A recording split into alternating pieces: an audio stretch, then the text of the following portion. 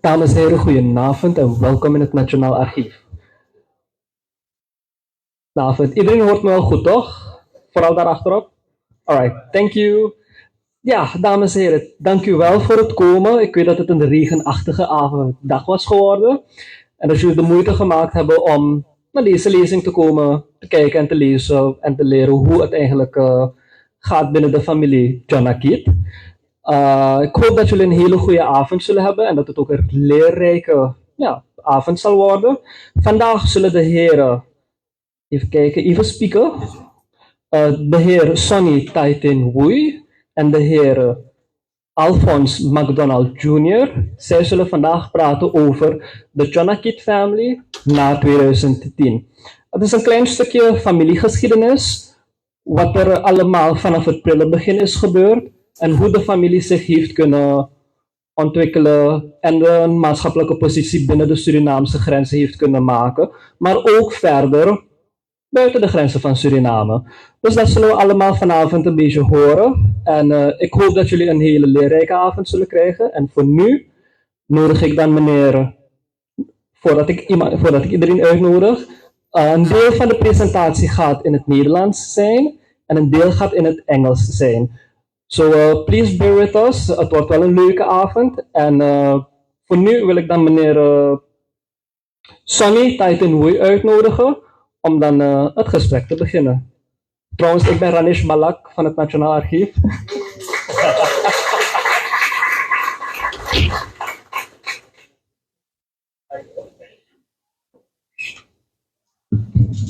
Goedenavond. Alphonse MacDonald, vader van hem, oudste zoon van de rechter die we gekend hebben in Suriname, MacDonald. Hij is een tijdje bezig geweest om de stamboom van de McDonald's uit te pluizen. En hij kwam helemaal in Schotland tegen. En de Schotten zijn terechtgekomen in Nigeria en Koroni. En van daaruit zijn ze dus. Nu heb je nog steeds één zoon van een nakomeling die 99 jaar oud is in Koroni.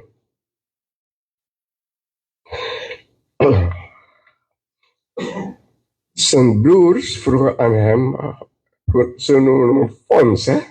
Fons, je schrijft een stamboom van je vader.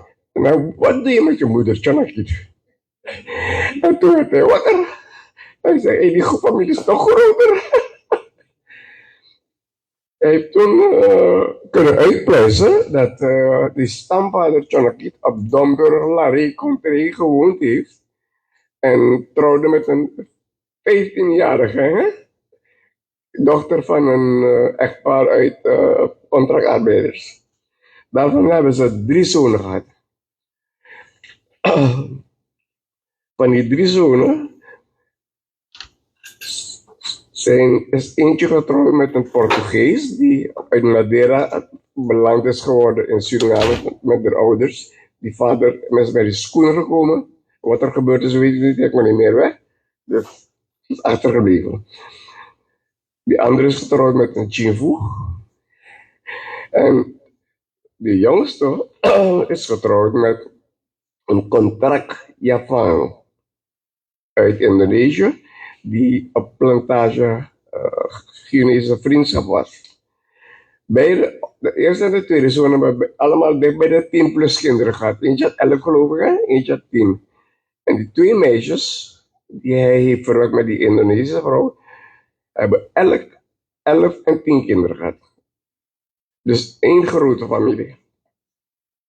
We hebben bijna 5 jaar gewerkt om de Tjong AKiet uit te pluizen. En het was erg interessant.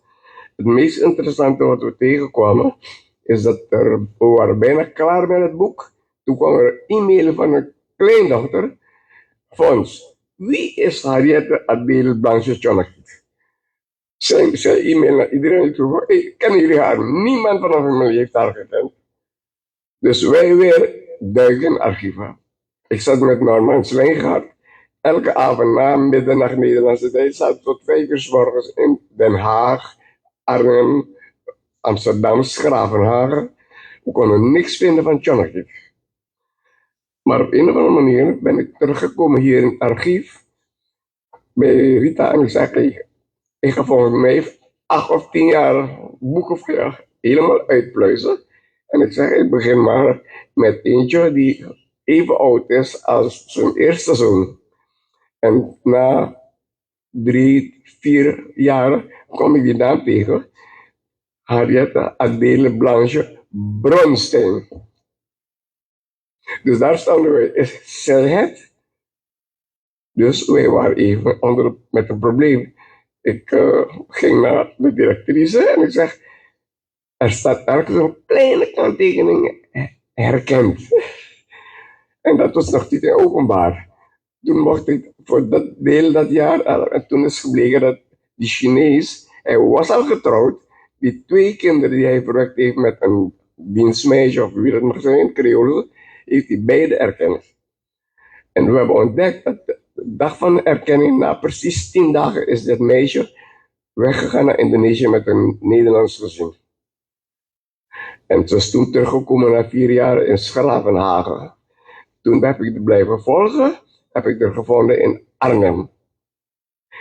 En toen ik er gevonden in Arnhem, toen zei ik van, hé, we gaan er wel vinden. Toen heb ik er gevonden waar de begrafenisfonds bekend maakte dat ze is overleden.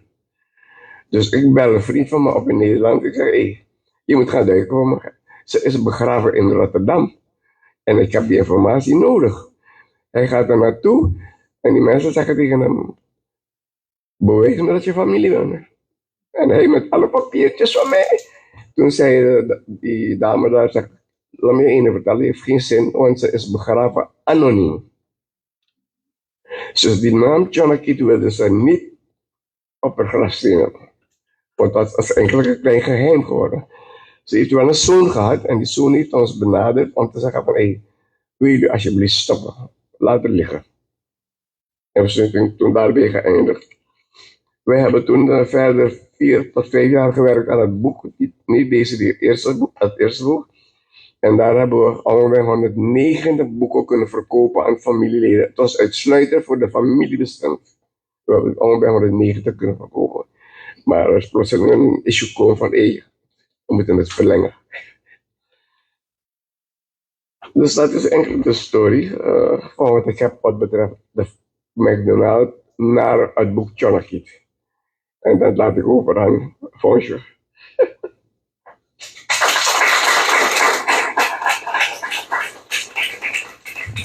Thank you very much, Sonny. I have to make 3 apologies before I start. The first is that I'm not a demographer like my father. I'm a publisher. I like stories like Sonny. So my focus will be, when I get to the family part, a little bit on the interesting stories that you learn when you spend 10, 15 years researching your family. My second apology is my pronunciation of names is going to be horrible. So be ready for that. And the third apology is that I might go a little bit long, but there we are. We'll see how we go. Before I start, I do want to acknowledge Sonny and Eddie, who were authors of this book, along with my father, my sister Danielle, and Norman Slaingard, who's in the Netherlands. I'm very proud of his father. When he graduated in Holland, he came to Suriname, work a year or 1 year or so. Then he went to Holland again and he started working for UNDP or International. 35 plus years he worked in Europe. But every 4 years he was coming to Suriname to change his passport.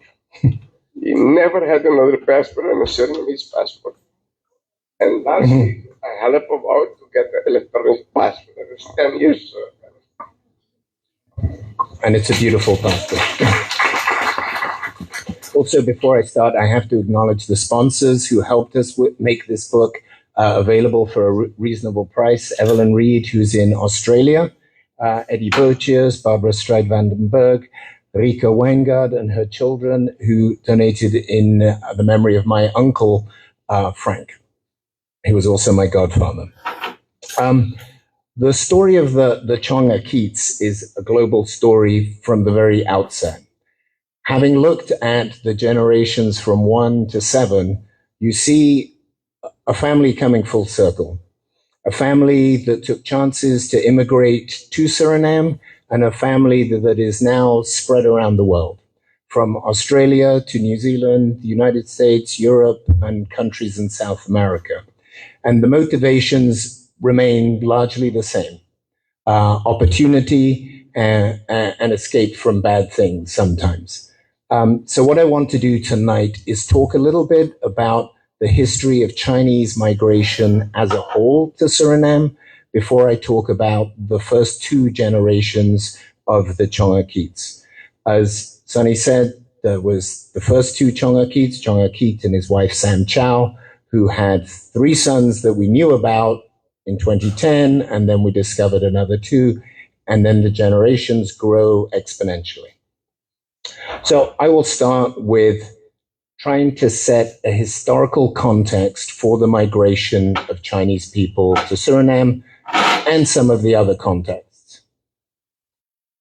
So Suriname was subject to sort of global pressures, which really started in 1808 with the banning of the slave trade. That was just a banning of shipping of slaves from Africa. The slave trade continued within colonies from North America, South America, and other places. You just couldn't ship slaves anymore. But it started pressure, and planters who were a very rich and important part of the community, of the economy rather, knew that emancipation was coming and that they were going to need to find other sources of labor. When the British, who ruled Babis Demerara and Escasibo, which is now Guyana, in 1834 abolished slavery, even though it was abolished 6 years later for real. The pressure was really strong on the planters in Suriname. And they went to the colonial government and said, find us new plantation labor. It doesn't matter where it comes from, China, Java, Calcutta, or anywhere. That's a quote from the letter they wrote to the government. But there was a problem. Calcutta was British India, and the English were also in the same problem and were reluctant to send people from British India to somebody else's colony and helping them, their competition. Java had a inconvenient law that prohibited the contracting of native Javanese to the colonies, a law that we'll see was changed later. And so China was the focus initially in this period around 1840 of trying to get more labor for plantations in general. So what was happening in China around 1840? Well, before 1840, China had a very large trade surplus. It was doing very well, and it was exporting a lot of porcelain and silks and other things to Europe and the Americas.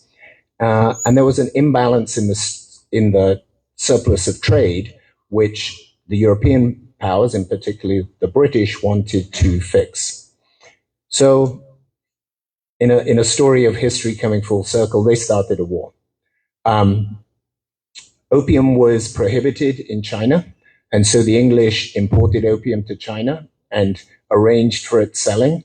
When the Chinese government cracked down on that, they took that as an affront on commercialism, and they had a war which they won with better arms, supported by the Portuguese, and the Treaty of Nanking was signed.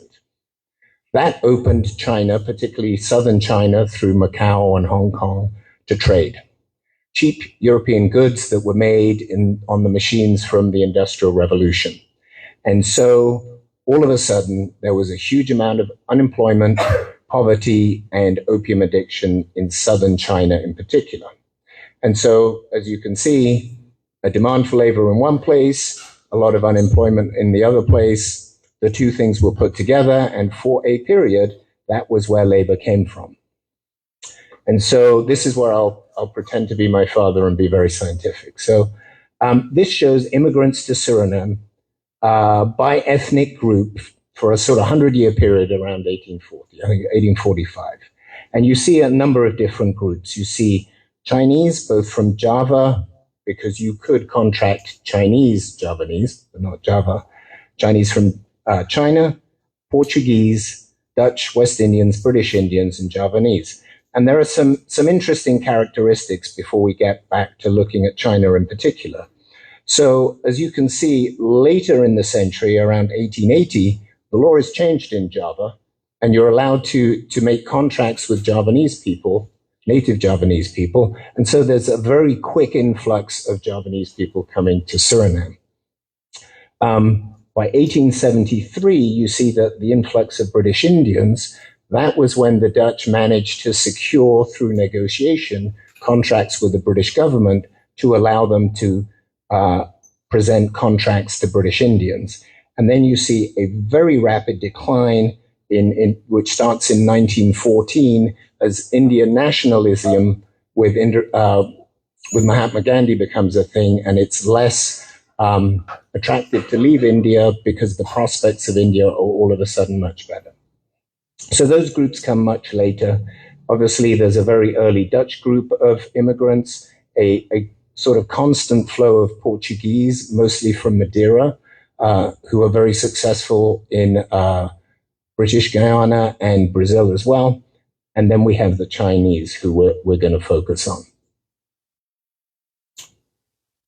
So the Chinese essentially come in three waves, each one bigger than the last.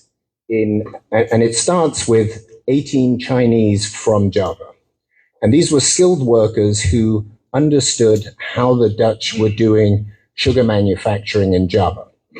And so the idea was to bring those folks over and to improve the manufacturing technologies of sugar in Suriname. They were all assigned to one particular plantation, Katharina Sophia, which is in Sakamaka. And this wave was not considered a success. 4 people died on the voyage. One died in hospital pretty much soon after he arrived. 2 died over the course of the contract. At the end of their 3-year contract, 8 of them went back to Java, and it left 3 that stayed in Suriname. And they were paid essentially bonuses so that they could help with the second wave that was already being planned. But this was not considered a successful wave of immigration. The second wave, far more successful. So this was 500 Chinese that sailed from Macau in southern China, and 325 were to work on private plantations, like the first wave, and 125 were to work directly for the government. They had 5-year contracts as opposed to the 3-year contracts, and the terms were not very nice. In fact, upon arrival, the terms were renegotiated unfavorably to them because they'd already left and they couldn't really go back. 22 died on the voyage, another 68 died during the course of the contract. Nearly 20% of them died, and that over the course of that contract. And it speaks to the risk and the kind of motivations that you had to have to come to Suriname. If 1 in 5 wasn't even going to make it, you really had to be running from something or be really desperate for a chance. However, at the end of those contracts, 148 signed new contracts, 43 stayed in Suriname with no contracts, which allows us to surmise that they had found other trades, either farming, shopkeeping, or whatever, and 111 wished to return to China. My father's work did not identify them all actually going to China, but when they were interviewed, they said they wanted to go to China.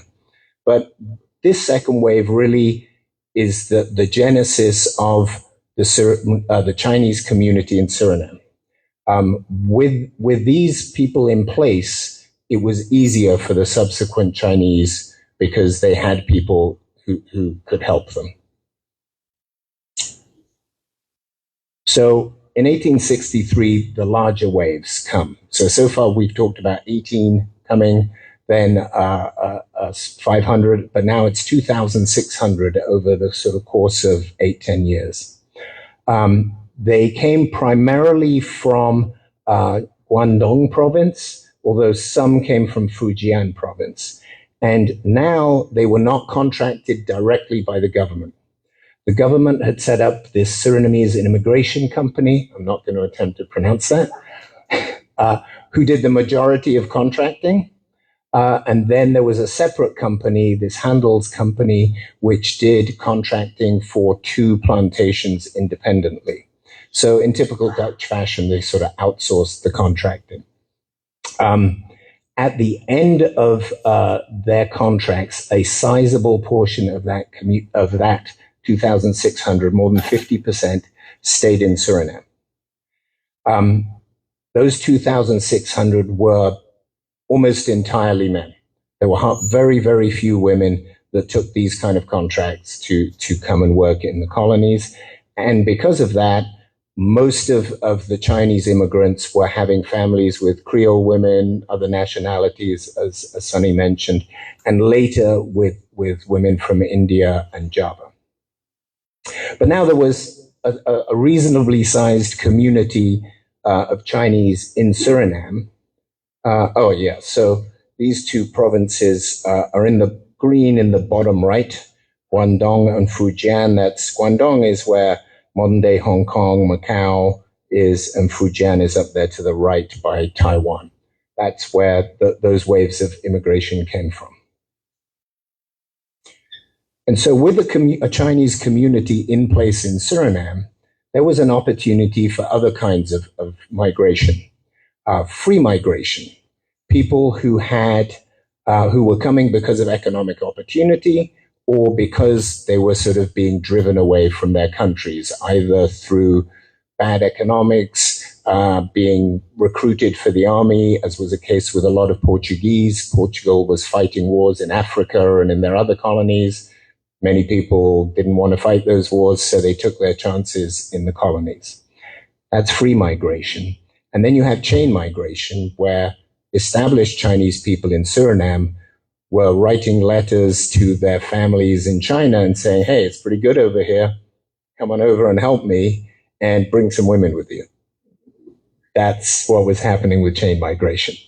People who came with chain migration, and we'll see this a little later when we look at the Tjong AKiet, were not as well documented as the contract workers. With contract workers, there was a lot of fussing with, place of birth and this kind of stuff. The free migrants and the chain migration, they record them coming in and out of the country, but with not a lot of detail. So that's the context for how our forebearers got here. That's what was happening in the economies here and in Suriname, and the sort of nature of the waves of immigration that started.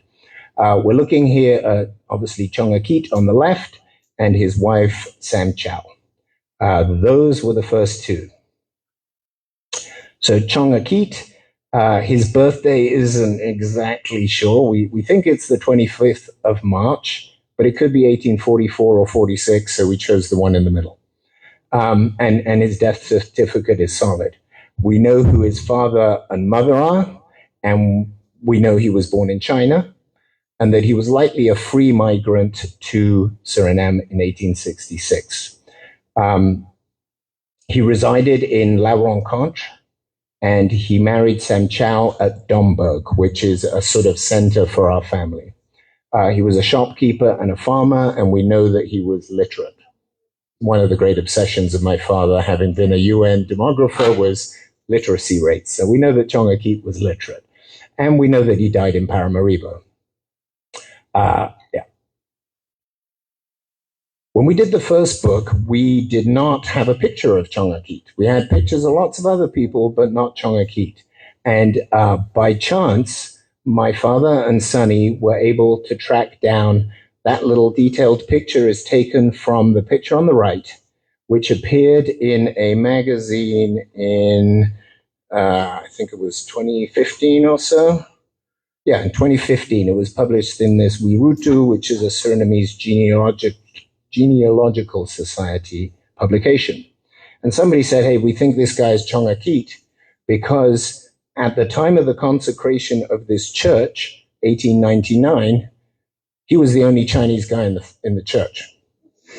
And so we looked, and yes, it's a Chinese guy, so we think that's Tjong AKiet. And these are the kind of investigative things that I think the authors, Eddie, Sonny, my father, Mr. Slangard, enjoyed so much, and what kept them motivated for their midnight emails about, hey, I find another uncle. His wife, Sam, is a very interesting case because her parents, Singatok and Ajon, were married contract laborers, something which was very unusual. Most, as I said, they were almost always exclusively men, but I guess sometimes they took married contract laborers. She was born in 1870 at the plantation Vertrouwen, and she had 3 sons. We do not know if she was literate because we have no evidence of that. Again, my father's obsession. But we know that she married Tjong AKiet in 1907 at Domburg and died in Paramaribo in February of 1960. The people who are good at math and very quick will have realized she had her first child when she was 15. Something that would be unusual today. Her husband was 40, she was 15. That would be shocking in America where I live. But in colonial times, that was not unusual at all. That was not, common, but it was not uncommon either.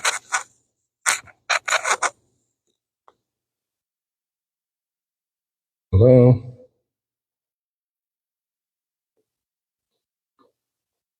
Let me do that manually.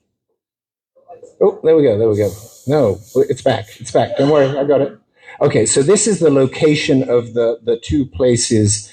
This is La Rencontre, and that is Vertrouwen. Vertrouwen is on the north bank of the Comawena, and La Rencontre is on the south bank of the Suriname River.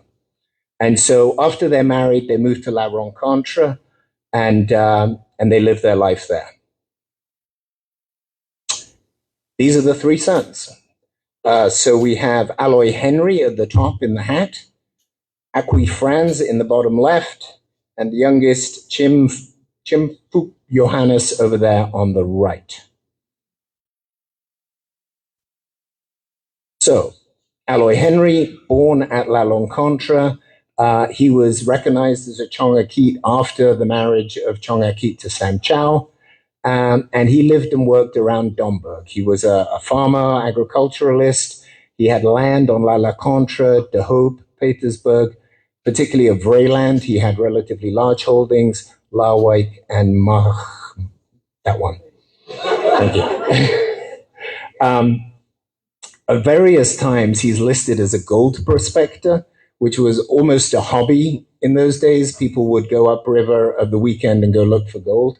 But he was listed as a gold prospector, a planter, and a baker in various documents. He was literate, and he spoke Hakka Chinese and Sranantongo, and he died in Paramaribo. His wife, Hermina Blanche Gonsalves, is a very interesting character. Sonny touched on her story a little bit, but she was born on an English schooner that was headed from Madeira to Brazil. Now, at this time, Madeira was undergoing a blight in their wine crop, in their wines, so the economy was in tatters, and the men were being recruited to fight wars in Africa for the colonies. And so her parents presumably left, and under normal circumstances, a pregnant woman would not have been allowed on a transport ship.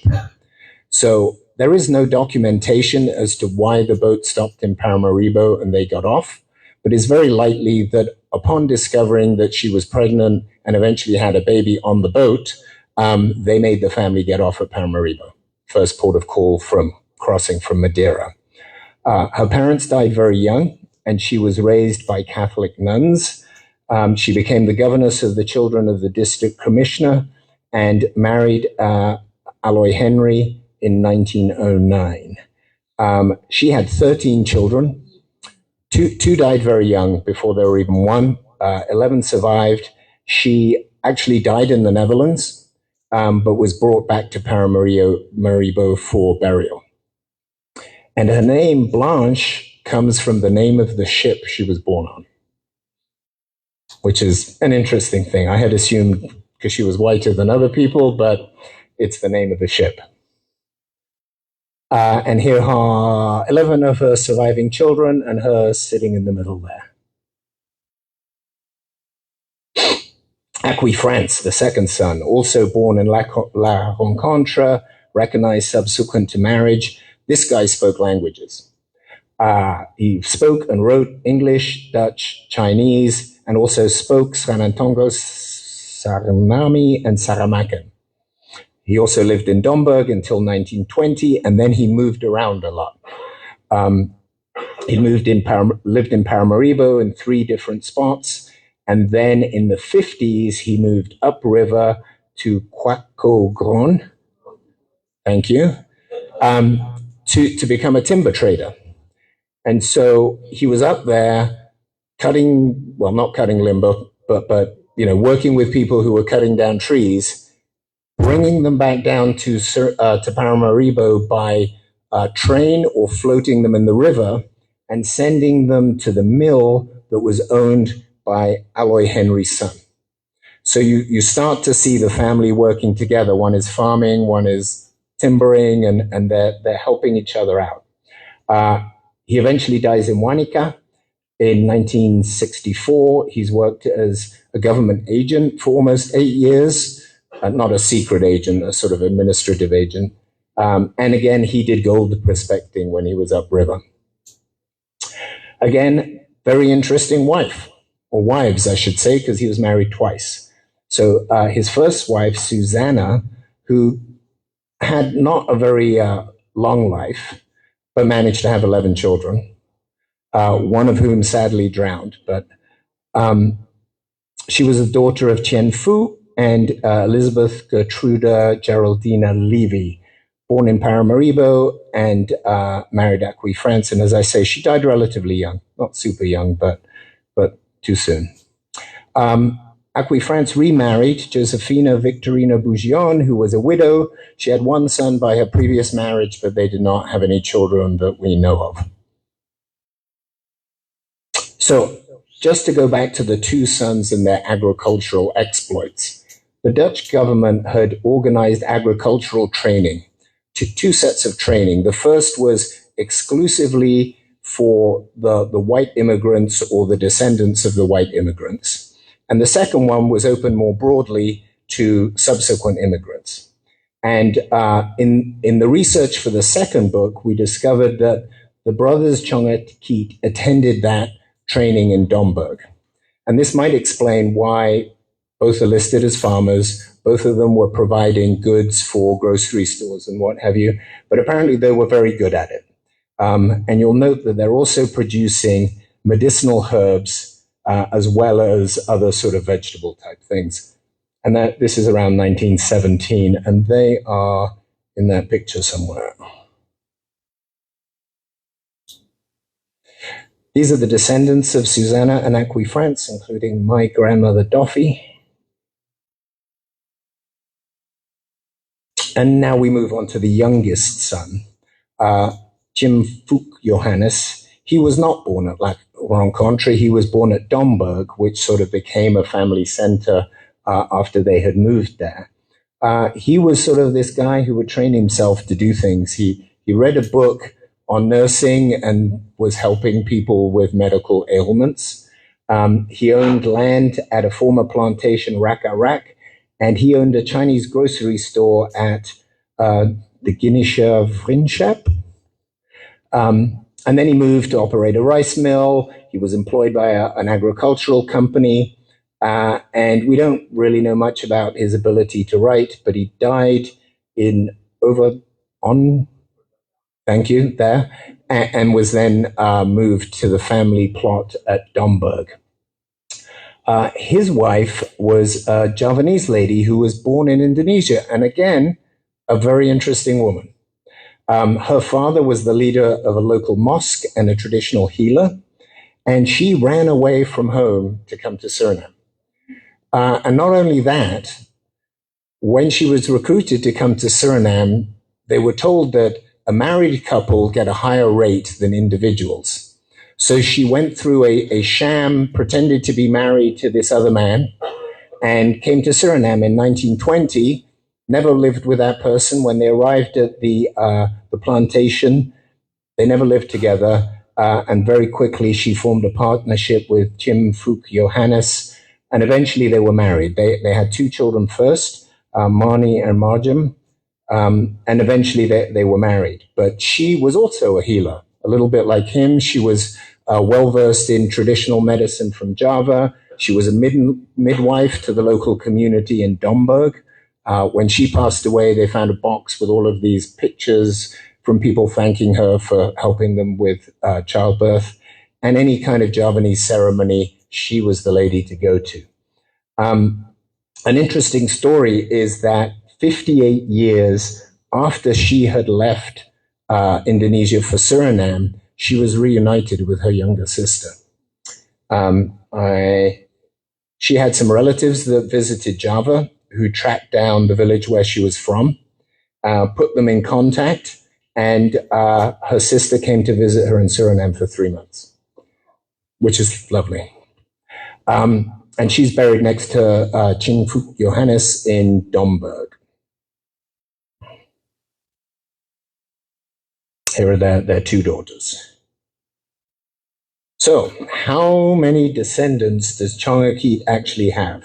So, when we did the book in 2010, there were 380. 5 children, 28 grandchildren, 97 great-grandchildren, 169 great-great-grandchildren, and 81 great-great-great-grandchildren. Now there are 423. So it's a growing family. And the book that we've created, which we hope to make available through the archives, goes back. We've just touched on 2 generations. It grows exponentially. We've gone back 7 generations. And so, and as I was saying when we started, it is a global story. of people taking chances to better their lives, to work together as a family and in their communities to advance themselves and the people they love. And to me, it's inspiring that a generation have taken the time to do all that research so that we younger generations can know where we come from and the hardships that people faced to give us what we have, which too often we don't appreciate. Speaking of appreciating things, as Sunny was saying, my father would come to Suriname every year, for fun, and every 5 years to do his passport. Every time he came to Suriname for fun, for a demographer, he would go to the Office of Statistics and he would come here to the National Archives. And he really appreciated all of the work that they did that not only helped his research, but has helped many other people. You see the beautiful display behind you and the many records that they have. And so I wanted to thank Rita in particular for letting me complete my father's presentation, because the idea was that he should be doing that, and everyone here, and make sure that I can give a copy of his work. There are 2 books that we've done. This is the Tjong AKiet after 2010. The first book he did was on the MacDonalds, which is my grandfather's side of the family, and he was criticized for not doing his mother's side. And so, but you see the difference.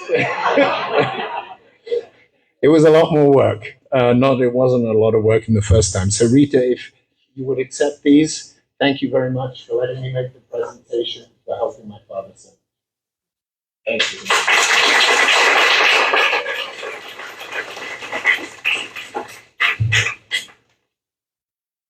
So Sunny's going to help me answer any questions, and maybe Eddie or you might be able to answer questions in the room better than I, but we're happy to take any questions about how we put the book together or anything else at this point. I don't know if you want to join me up here, Sunny. He's going to leave me up here to hang. Okay. I see. So, yes.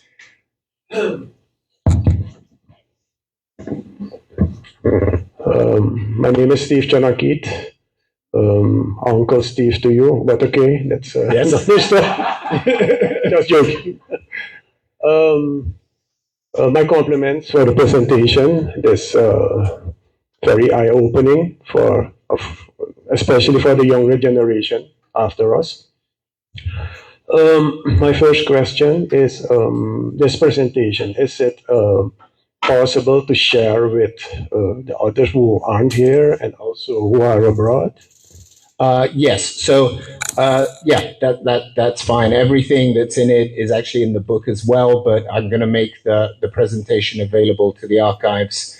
And the book will eventually, I hope early next year, be available here. But yes, I can do that, and it shouldn't be long before that's done. Thanks, because when we came in, we provided our email address so it can be mailed to us, so we can share it with our siblings and yeah, so on. absolutely, yes. Second question, the presentation you did for us here in Suriname, is it possible to also do it for the others, let's say in Holland? Because looking at the room, it's also a family reunion, so Yes. when you will do it in Holland, I think it will be the same atmosphere, like, sort of a family reunion. And like many of you, I have one son that lives in Amsterdam already, another one who is probably going to go to graduate school there. So yeah, I don't see why not. There's some logistics to be worked out, but yes, this is family information. We can share this as much. Yeah. okay, those were my two. And again, my compliments. Thank you.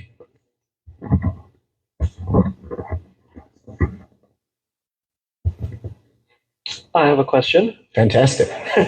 I've seen you have a coat of arms represented here. Yes.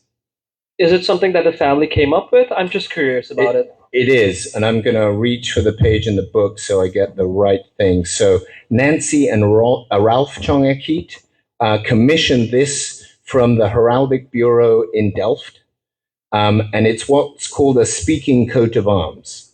That means that all of the elements of it are indicative of something that sort of is symbolic to the family. And so, or the bearer at the name. So the Chinese characters that make up the name Tjong AKiet represent bow and arrow. And so Chong, master of the bow, and the horseshoe represents Kiet. So you see. And then the green tower is a reference to tropical Domburg, and the colors red, silver, white, and gold are all lucky colors in Chinese. So yes, it was commissioned by Nancy and Ralph Tjong AKiet in 2018. And according to what is written here, it can be used by any name-bearing male and female descendants of Tjong AKiet. Yeah. Oh, yes. yes, I have a question. Do you know the name of Mr. Tjong AKiet, who had a wood mill at the riverside of Domburg? Who? Severinus. See, I knew the audience are going to know these genealogy questions. Severinus, yeah. Oh, Severinus. Yes. Oh, yeah. Do you know what date he died? I can tell you. So there's a handy. So Severinus was the son of Aloy Henry. Yeah. Okay. So then he is going to be here. Born June 1910 in Domburg, died October 99 in Paramaribo, Suriname. Is that the right one? There might be more than one. Okay, and the last question. He Yes. has someone living with him from Nikeri. It was Afro-Suriname woman, and Yes. she had stayed with him for the family with about 70 or 60 years, something like that. The name of her was Tante Beth, and she has moved to a senior place in here in Paramaribo. Uh-huh. You have some information about her? I might. I'm looking here quickly, but we can look together afterwards and see. Okay. Because there's a lot. It's Betje Brama, and she died in Asiana. Okay, Betje Brama. Dames en heren, zijn er nog vragen? Ja. Yes. Hi, my name is Oscar Bagwandin. This book is from 2010. So there are two versions of the Yes. book. Can we expect a follow-up? Yes, so the book that was done in 2010, Eddie and Sonny, my father, and Eddie Swangard have been working on the follow-up, which is this book. This is the follow-up. That's why it says after 2010, because they built on some of the research they had already done on the first 4 generations, and then added the life histories of generation 5, 6, and 7, which is why it's so big. Clear, thank you.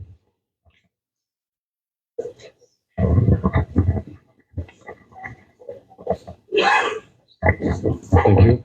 Thank you for a beautiful speech. Thank you. My question would be about the sources that you have used to find the information of the family members, especially the sources of the first generation. Yeah. Did you find any archives or other sources in China where the Tjong AKiet came from?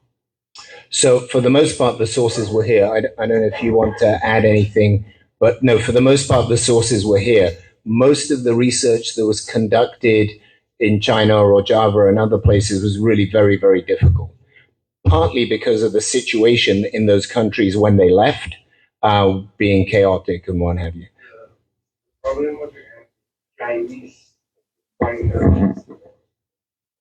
the problem was you have to find the Chinese family in China. If you don't have the Chinese character the proper way in Hakka, you lost. And we have enough people that are smart to find out with no luck.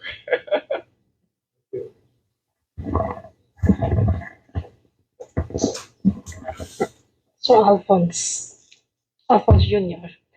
So I noticed also the similarity with my married name, Ching Fu, but there is also a Chim Fuk. Is there a relation? This is the wife of Acqui France. Yes. Yes, I think there is actually a story there. But there is also a Chim Fuk. It sounds. The younger son of the victim. Yeah, the one to the right. Yeah, that's the youngest son of Tjong AKiet. Yeah, because until now we looked in the archives for the name Ching Fu, and we didn't find any information about the name. But what Sunny just mentioned, it's not in Hakka, then it's difficult to find the name. Because the origin is F-O-E-K. F-O-E-K. Ha. And just only F-O-O-K. Yeah, the spelling differences in English pale in comparison to the nuance of Chinese. It's really very difficult. There's a whole number of pages in both books that the authors devote to deciphering the characters so that they actually have the right ones.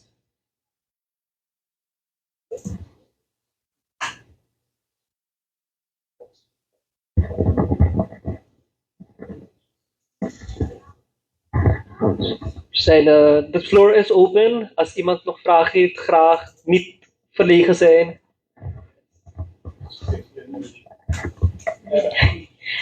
Hi, again, compliments to this presentation. It was very informative, and I am honored to be here to learn and hear about my family.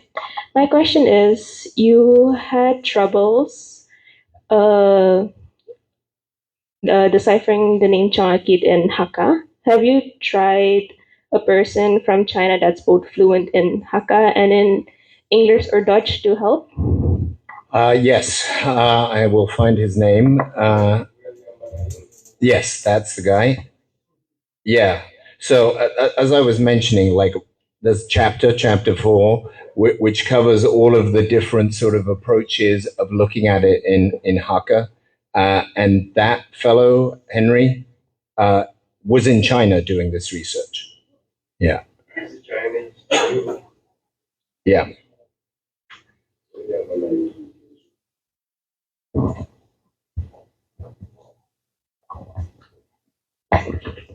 Yes, I'm Jerry Slengaard, not Norman.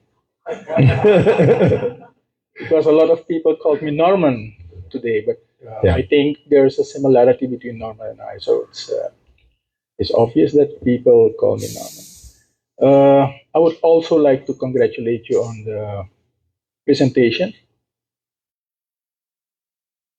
Perhaps a critical question. You mentioned that the book will be available next year? Yes. My question is, why next year? Why not as soon as possible? Oh, no, it will be early next year. No, it's a fair question. So we intended for it to be available now. Okay. And yeah, I was supposed to come on December 6th with a whole big box of them, but my father got ill. I had to jump on a plane. I didn't have all the books. That was why it didn't happen. So accepted. Thank you. But yeah, the work is done. It's really printing and shipping. So it's not going to be like 6 months. It will be pretty quick. Yes. Yeah.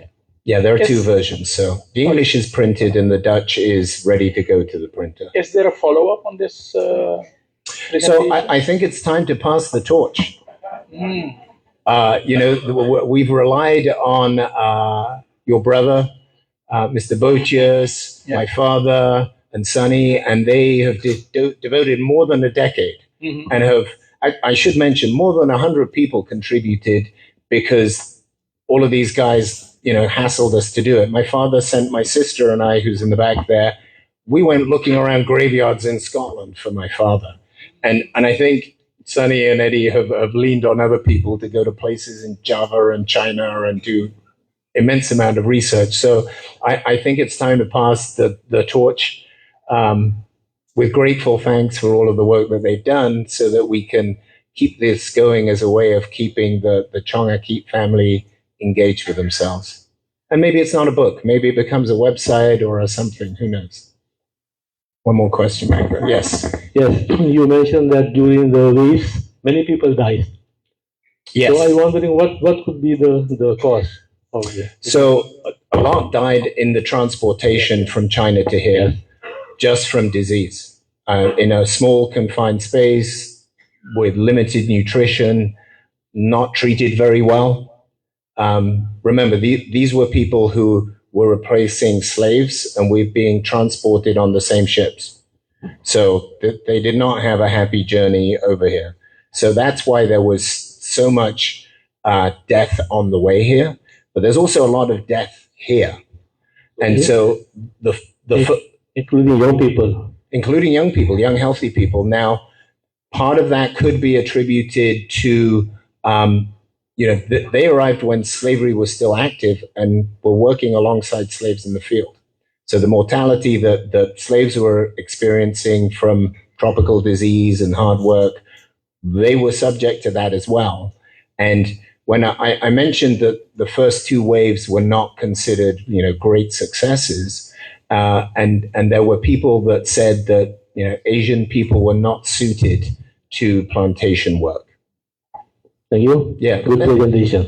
Yeah. And it's, you should note that as quickly as possible, they start doing other things. It's not happy work to do that kind of work. But there was no medicine on the... Well, I mean, we had healers in our family, but they were medicinal herbs. They were traditional healers, not, there's no hospital. Thank you. Yeah. Yep. I think Hakka is what the Chinese are speaking in Suriname, but Mandarin is the officiële taal van China. So yes, that's a very interesting point. So China actually has many different languages, which are as different from each other as English, French, Chinese, German, and what have you. And even in southern China, where these guys came from, where it's the other way, from one province to another, they speak completely different languages. And although today they have Mandarin and simplified Chinese, which are quite common across all of China, Hakka and the other language from Fujian province, which is right next door, are different languages. It's like, a Frenchman trying to speak to an Englishman with the same biases and against each other and what have you. So often people view Chinese as a very, just homogeneous, everyone's Chinese. There's much, much distinction between the languages and the regions of China.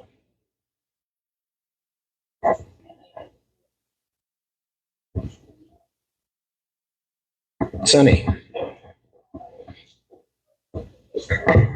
What I never understood is that in the past couple of years, the Chinese people are saying, if we have 5 Chinese and they write every word on the letter, we can all read and understand what they're talking about.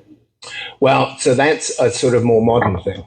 So part of the cultural revolution of Mao Zedong was to educate, to make China more understandable to everyone in it. And so simplified Chinese is more universal across China today than it certainly was in 1840.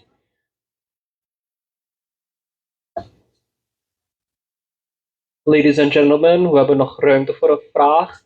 Is er nog één persoon die een vraag wil stellen? Hij is helemaal uit Amerika gekomen om de presentatie te doen. Dus als er vragen zijn, aarzel niet. Nee? Yeah. Maybe a closing remark, Alphonse. Thank you. This whole evening is, let's say it's very popular in Suriname. Everybody was talking about this evening. The Tjong AKiets are very popular. The effort they made to put up this family book, it is also on social media. It was distributed among a lot of people. just to give you an impression that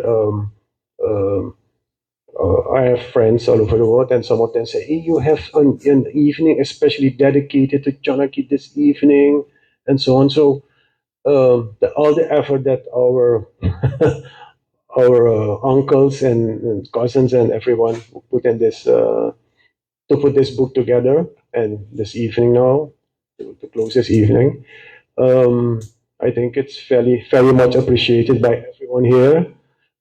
So let's give them a warm round of applause. Absolutely, yes. The And authors. also for you.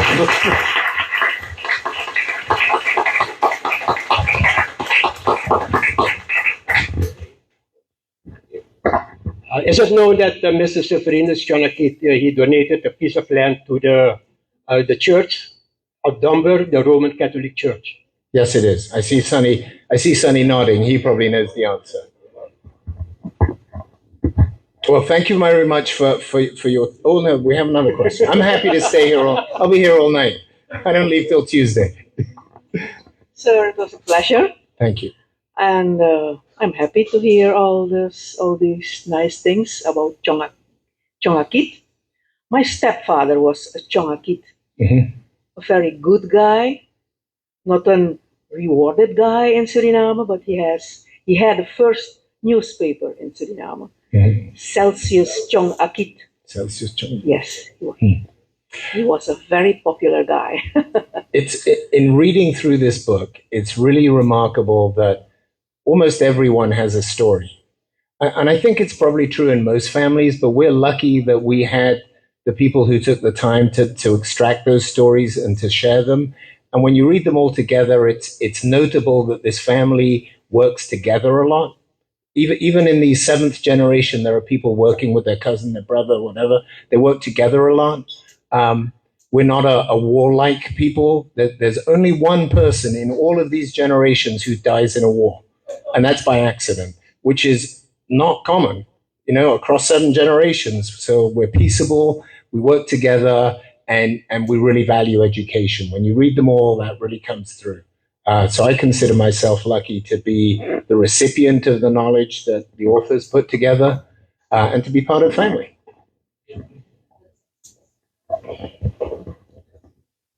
Dames en heren, goedenavond nogmaals. Hartelijk dank dat jullie de interessante vragen gesteld hebben. Hartelijk dank meneer Alphonse en meneer Sonny voor deze leerrijke presentatie. Het heeft ons allemaal een beetje geprikkeld om nu uw boek te gaan lezen en we wachten allemaal rustig af. Ook de comments via Facebook wordt er gevraagd wanneer het beschikbaar is en dat de complimenten naar jullie beiden naartoe gaat. Dus voor nu wil ik het officiële gedeelte dan beëindigen. Nogmaals hartelijk dank. Publiek, ook een hartelijke dank voor jullie interactieve vragenronde. Mag ik nog een laatste applaus voor beide heren?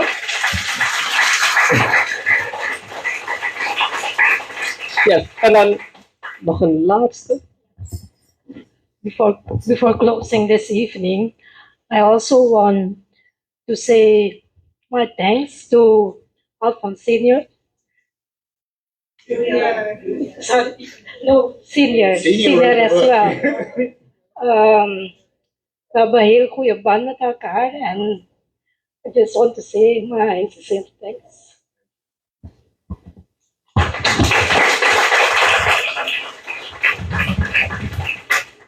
Hoewel het officiële gedeelte al geëindigd is, hebben we altijd hier in het NAS. We kunnen u niet zomaar naar huis sturen. Het informele gedeelte begint. Dus mocht er vragen zijn die u toch nog wilt stellen aan hem, kan dat. Maar in onze keuken is er een hapje en een drankje die jullie kunnen nuttigen. Nogmaals, hartelijk dank en een fijne avond.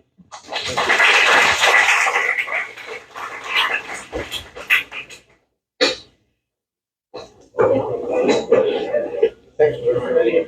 Yes, it is. So interesting. I hope I brought it all. Yeah, that's one of my younger sisters. It was a pleasure. It really is.